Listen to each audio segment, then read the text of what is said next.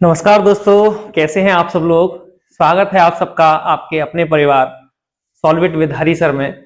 आशा करता हूं आप सब लोग अच्छे होंगे, स्वस्थ होंगे और आपकी पढ़ाई अच्छे से चल रही होगी। हम एनसीईआरटी का 10th क्लास का सिलेबस कवर कर रहे थे और 3.1 एक्सरसाइज का 6 नंबर का क्वेश्चन हमारे सामने है। इसको हम सॉल्व करने जा रहे हैं। इस क्वेश्चन के अंदर वो कह रहा है कि एक लीनियर इक्वेशन गिवन है 2x + 3y - 8 = 0 और ऐसी ही एक इक्वेशन हमको लिखनी है। Right another equation in two variable. एक इक्वेशन लिखनी है आपको टू वेरिएबल्स में सच दैट कि जिसका ज्योमेट्रिकल रिप्रेजेंटेशन जो हो वो इस तरीके से हो कि इंटरसेक्टिंग लाइंस मिले। पहला केस ये है। दूसरा केस है कि वो पैरेलल लाइंस बनाए। तीसरा केस है कि कोइंसिडेंट लाइन मिले हमें। ठीक है ना। तो ये हमारे पास 3 केसेस हैं, उनके बारे में हमें बताना है। सॉल्यूशन किस तरीके से लिखा जाएगा वो आप देखिए जरा। इंटरसेक्टिंग लाइंस के लिए हमको पता है रेशियो ऑफ कोफिशिएंट्स क्या हुआ करता था, a1/a2 should not be equal to b1/b2। Parallel line के लिए क्या हुआ करता था, ये हुआ करता था a1/a2 is equal to b1/b2 but it should not be equal to c1/c2। Coincident line के लिए a1/a2 is equal to b1/b2 is equal to c1/c2 करता था। अगर आपको याद हो तो, नहीं याद है तो आप फिर से देख लीजिए चीजों को। ठीक है। इस इक्वेशन की तरफ ध्यान देंगे जरा। 2x + 3y - 8 जो इक्वेशन है, इस इक्वेशन में a1 b1 c1 निकाला जा सकता है। हमें दूसरी इक्वेशन फाइंड आउट करने के लिए a2 b2 c2 की जरूरत पड़ेगी। हम उनको अपनी तरफ से रखेंगे, लेकिन आपको ये कंडीशन सेटिस्फाई करानी पड़ेंगी। ठीक है, आपको कंडीशन सेटिस्फाई करानी पड़ेंगी। तो यहां से मैं देखूं अगर ऊपर से, तो a1 मेरा 2 है, b1 मेरा 3 है और c1 मेरा -8 है। अब मैं अपनी तरफ से इस तरीके से वैल्यूज को a2 और b2 को इस तरीके से रखूंगा कि उनका रेशियो आपस में बराबर ना हो, और बराबर नहीं होगा तो मुझे क्या मिल जाएगा, मुझे इंटरसेक्टिंग लाइन मिल जाएगी। लेट्स सपोज a2 जो है वो 4 है और b2 जो है वो 5 है। a2 जो है वो 4 है और b2 जो है वो 5 है। ठीक है, इस तरीके से अगर मैं रखूं तो यहां पे मुझे दिख रहा है a1/a2 2/4 1/2 होने वाला है, b1/b2 3/5 होने वाला। दोनों आपस में बराबर है? नहीं है। Both are not equal to each other. Equal to नहीं है मतलब इंटरसेक्टिंग लाइंस मिलने वाली है। ठीक है, तो सॉल्यूशन में क्या लिख देंगे हम लोग, हम ऐसे लिख सकते हैं C2 की भी वैल्यू आप कुछ ले लीजिएगा, 2 ले लेते हैं। तो हम सॉल्यूशन में लिखेंगे, इसका सॉल्यूशन क्या होगा, 4x + 5y + 2 = 0। एक इसका सॉल्यूशन हो सकता है। इसके सॉल्यूशन कई सारे हो सकते हैं। आप a2 और b2 की वैल्यू अलग अलग पुट करेंगे, सॉल्यूशंस अलग अलग आपको देखने को मिल जाएंगे। ठीक है, इधर आइए। अच्छा, पैरेलल लाइन की बात हो रही है तो इन दोनों का रेशियो बराबर हो, लेकिन c1/c2 का रेशियो बराबर नहीं होना चाहिए। हमें पता है a1 2 है,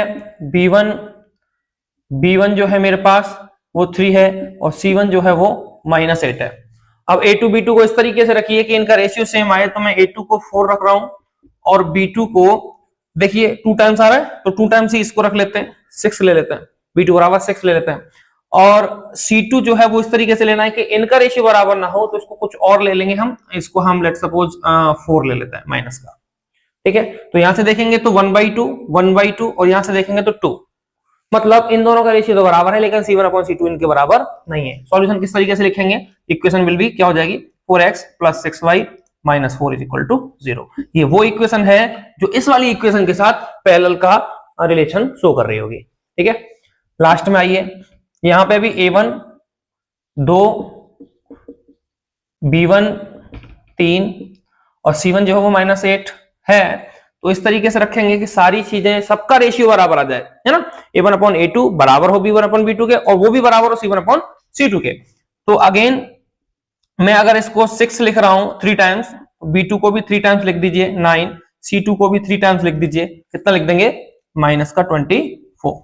ठीक है, तो 3 टाइम्स लिख दिया मैंने। तो सॉल्यूशन क्या हो जाएगा, इक्वेशन क्या हो जाएगी, इक्वेशन होगी हमारी, इक्वेशन होगी 6x + 9x - 24 = 0। सॉल्यूशन कुछ भी हो सकता है, लेकिन कोइंसिडेंट की कंडीशन ये रही होगी, पैरेलल लाइन की कंडीशन ये होगी और इंटरसेक्टिंग लाइन की कंडीशन ये होगी। आप लोग नोट करिए जरा इसको। ठीक है,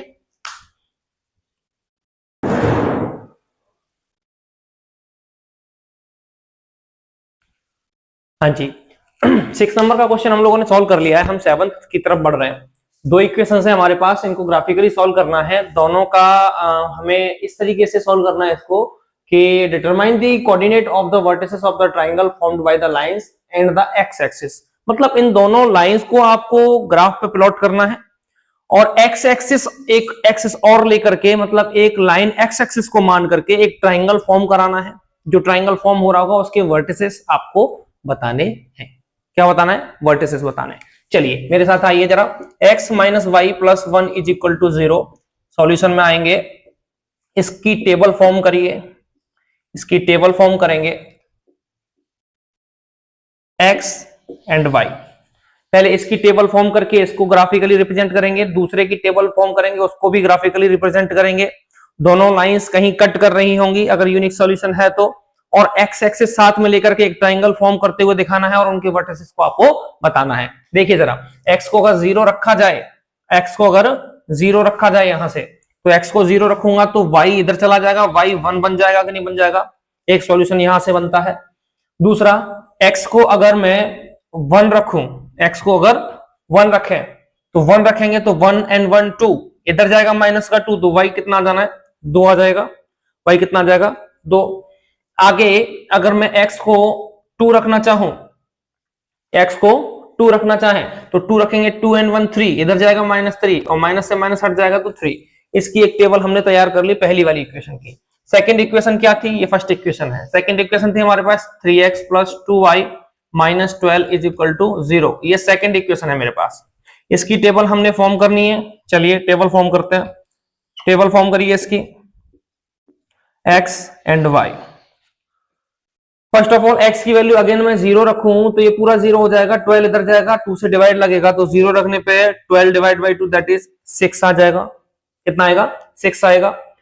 ये 0 रखने की कंडीशन थी, ठीक है। अगर 0 ना रख के मैं इसमें 2 रख देता हूं, 0 ना रख के 2 रख देते हैं तो 3 2 6, माइनस 6 बचेगा, इधर जाएगा प्लस का 6 होगा, 2 से डिवाइड करने पे 3 आ जाएगा। कितना आ जाएगा? 3 आ जाएगा, ठीक है। और एक और रख लीजिए, 4 रखिए जरा। 4 रखेंगे तो क्या होगा? 4 3 जा 12, 12 माइनस 12 0, तो y कितना हो जाएगा? 0, ठीक है। तीन सॉल्यूशन ले लिए मैंने, इसको ग्राफ पर रिप्रेजेंट कर लेते हैं जरा एक बारी। आइए मेरे साथ ग्राफ पर रिप्रेजेंट करते हैं। ये x डैश होगा, ये y डैश होगा। आपको पता होगा ये सारी चीजें, ठीक है। तो सबसे पहले 0,1 को ही हम लोग प्लॉट करने की कोशिश करते हैं। 0,1 कहां आएगा? ये 1 2 3 4 इस तरीके से मैंने ब्लॉक्स कट कर लिए। ग्राफ पेपर होता है तो हम बहुत अच्छे तरीके से कर पाते हैं। 0,1 लेना है, एक्स एक्सिस पे चलना ही नहीं है हमें, वाई एक्सिस पे 1 लेना है यहां। तो एक पॉइंट तो ये मिल गया मुझे, ये आया 0,1। दूसरा है 1,2, 1,2 एक्स एक्सिस पे 1 और इधर 2 चलना मेरे को, इधर आएंगे हम यहां, तो ये आ गया मेरा 1,2 कोऑर्डिनेट। अगला है 2,3, 2,3 है तो 2 इधर एंड 3 ऊपर, ऐसे कहां आएगा? ये आएगा आपका इधर कहीं, ठीक है। आप ऐसे करके मिला के देख लीजिए, ओके, ऐसे कुछ इस तरीके से, तो ये आ गया 2,3, करेक्ट। तो पहले जो 3 पॉइंट्स थे वो मैंने डिनोट कर दिए और यहां से मुझे 3 पॉइंट जो मिल रहे हैं इनको मैं मिलाऊंगा, मैच कराऊंगा और आपको एक ग्राफिकल रिप्रेजेंटेशन दिख जाएगा एक लाइन का, एक ऐसे, सॉरी थोड़ा सा सीधा कर लीजिएगा इसको, ड्राइंग मेरी बहुत ज्यादा अच्छी नहीं है। चलिए ये आया, इसके ऊपर मैं डाल रहा हूं x minus Y plus 1 equal to 0। पहली इक्वेशन जो थी हमारी, हमने पहली इक्वेशन को ग्राफिकली रिप्रेजेंट कर दिया है। दूसरी इक्वेशन जो है हमारी, उसके सॉल्यूशंस को देखेंगे जरा एक बारी। 0,6 थोड़ा सा ऊपर चलना पड़ेगा क्योंकि 0,6 है ये, हमको ऊपर जाना पड़ेगा। मैं ऊपर वाला ये क्वेश्चन जो है हटा देता हूं, वरना ये इसके साथ मैच कर जाएगा। मैंने थोड़ा सा एक्सेस को और ऊपर उठा देना है ऐसे करके, ठीक है। ये y है मेरी, क्योंकि हमें 6 लेने हैं, 1 2 3 4 5 6। 0,6 था, मतलब एक इक्वेशन, ये एक पॉइंट हमारा ये आया 0,6, ठीक है। 2,3 एक पॉइंट 2,3 ऑलरेडी बना हुआ है।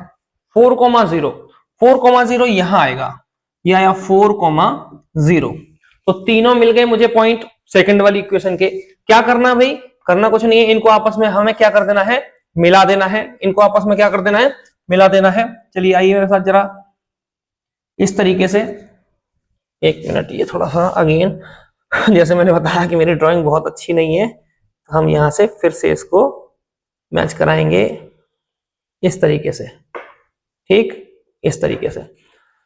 अब ये इधर आया होगा जरा ध्यान दीजिएगा, दो कोऑर्डिनेट मुझे ऑलरेडी मिल चुके हैं। यहां एक वर्टेक्स ये हो गई और एक वर्टेक्स ये हो गई।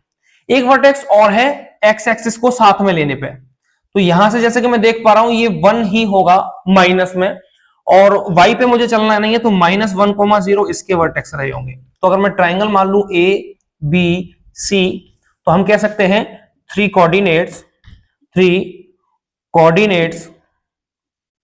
Of the triangle so formed will be, क्या होने वाले हैं, एक तो हो गया 2,3, एक हो गया 4,0 और एक हो गया -1,0, एक हो गया -1,0। तो इस तरीके से ये तीन कोऑर्डिनेट मुझे मिल गए, जो कि हमारी इस दो इक्वेशन को सॉल्व करने पर मैंने यहां से हटा दिया था। तो शुरुआत से देख लीजिएगा इक्वेशन क्या लिखा हुआ था। दो इक्वेशन थी मेरे पास, x - y + 1 = 0 और 3x + 2y - 12 = 0। दोनों को ग्राफिकली रिप्रेजेंट करना था, और रिप्रेजेंट करने के बाद x एक्सिस को साथ में लेते हुए जो भी ट्राइंगल बन रहा था उसको हमें क्या करना था, उसके वर्टिसेस बताने थे और उसको शेड करके दिखाना था, शेडेड रीजन की फॉर्म में दिखाना था। मैंने शेडेड करके दिखा दिया है, तो ये ट्राइंगल एबीसी फॉर्म हो रहा होगा। ठीक है, तो इस तरीके से एक ट्राइंगल बन रहा है, तीनों के हमने वर्टेक्स निकाल लिए ए बी सी के। ठीक, तो इस तरीके से हमारी एक्सरसाइज 3.1 लास्ट क्वेश्चन यहाँ पे एंड होता है। और आई होप आपको समझ में आ रही होंगी चीजें। फिर भी अगर आपको लगता है कहीं इंप्रूवमेंट की जरूरत है, तो आप कमेंट बॉक्स में अपना जो भी सजेशन है वो दे सकते हैं। और हमारी वीडियो को प्लीज लाइक करें, इस चैनल को सब्सक्राइब करें, और परिवार को आगे बढ़ाना आपके ही हाथ में है। तो आप सबसे यही रिक्वेस्ट होगी, ज्यादा से ज्यादा शेयर कीजिए, सब्सक्राइब करिए हमारा चैनल, और बेल आइकन को जरूर दबाइएगा, क्योंकि नया वीडियो जब भी आएगा तो आपको नोटिफिकेशन तब भी मिल जाएगा। ठीक है ना, तो आज के लिए हम लोग इतना ही रख रहे हैं। ये एक्सरसाइज खत्म हो रही है, अगले वीडियो में हम लोग नेक्स्ट चैप्टर की तरफ चलेंगे, चैप्टर नंबर 4 की तरफ। ठीक है, अभी के लिए इतना ही। नमस्कार, जय हिंद, जय भारत।